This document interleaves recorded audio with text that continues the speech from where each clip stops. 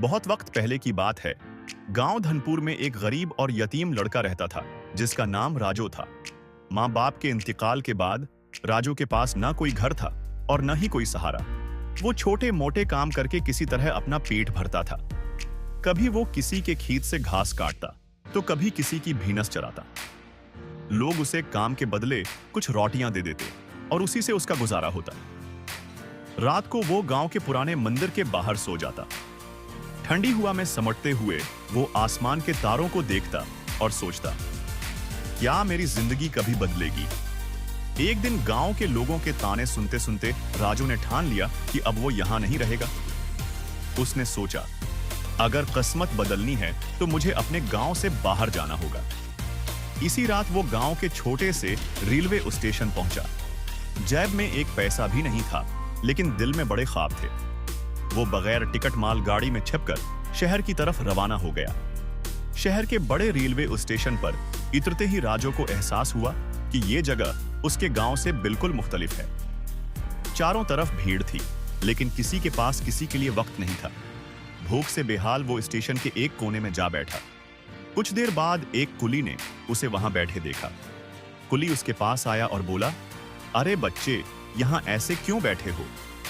राजू ने आहिस्ता आहिस्ता अपनी कहानी कुली को सुनाई। कुली ने हमदर्दी से उसकी तरफ देखा और कहा, बेटा, इस शहर में कोई तुम्हें मुफ्त में कुछ नहीं देगा। अगर जीना है तो मेहनत करनी होगी। दुनिया में मेहनत करने वालों की ही इज्जत होती है। राजू ने धीरे से पूछा, लेकिन मैं क्या कर सकता हूं? मेरे पास ना पैसा है, ना कोई काम। कुली मुस्कुराया और बोला, तुम भी कुली का काम क्यों नहीं करते? यहां है, हर कोई अपनी किस्मत खुद बनाता है। खुदा भी उसी की मदद करता है जो खुद अपनी मदद करता है। कुली की बात मानकर अगले दिन से राजू ने कुली का काम शुरू कर दिया।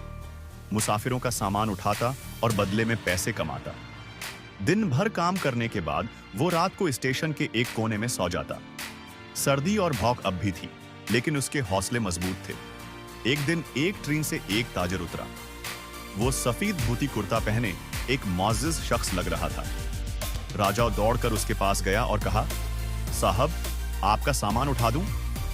ताजिर ने उसे देखा और कहा, तुम बहुत छोटे हो, ये काम क्यों करते हो? तुम्हारी उम्र तो खेलने कूदने की है। राजू ने आहिस्ता से अपनी कहानी सुनाई और कहा, साहब, मैं यतीम हूं और अपनी मेहनत से अपनी किस्मत बदलना चाहता हूं। मैंने सीख लिया है कि जिंदगी में बगैर मेहनत के कुछ नहीं मिलता। ताजिर, जिसका नाम राम दयाल था, उसकी बातों और हिम्मत से मुतासिर हुआ। उसने कहा, बेटा, मैं तुम्हारी मेहनत और लगन की कदर करता हूं। मेरे पास एक कपड़ों का गोदाम है। अगर तुम काम करना चाहते हो तो मेरे साथ चलो। मैं तुम्हें अच्छा काम और अच्छे पैसे दूंगा। ताजिर की बात सुनकर राजू की आंखों में खुशी के आंसू आ गए। साहब, आपने मेरी जिंदगी बदल दी। रामदयाल मुस्कुराया और बोला, ये तुम्हारी मेहनत का सिला है बेटा। शायद खुदा ने मुझे तुम्हारी मदद के लिए भेजा है। राजू ताजिर के साथ गोदाम में काम करने लगा। वो कपड़ों की पैकिंग करता, ग्राहकों से मामला करता और हर काम ईमानदारी से अंजाम देता। उसकी मेहनत और लगन देखकर रामदयाल बहुत खुश हुआ। कुछ सालों में राजू ने गोदाम के हर काम में महारत हासिल कर ली। अब उसकी उम्र 25 साल हो चुकी थी और उधर रामदयाल 36 साल के हो चुके हैं थे। एक दिन उन्होंने राजू से कहा, बेटा, अब तुम अपने काम में माहिर हो गए हो।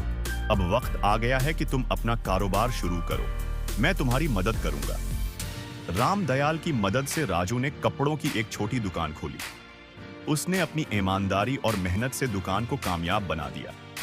आहिस्ता आहिस्ता उसका कारोबार बढ़ने लगा। कुछ सालों में उसने रामदयाल का कर्ज भी चुका दिया। आज राजू एक कामयाब ताजिर है। उसने अपने जदोजात के दिन कभी नहीं भुलाए। अब वो जरूरतमंद बच्चों की मदद करता है और उन्हें सिखाता है कि मेहनत और लगन से किस्मत बदली जा सकती है। ये कहानी हमें सिखाती है कि हमारी किस्मत हमारे अपने हाथ में होती है। चाहे हालात कितने ही मुश्किल क्यों ना हों, अगर हम मेहनत और ईमानदारी से अपने मकसद की तरफ बढ़ें तो कामयाबी जरूर मिलती है।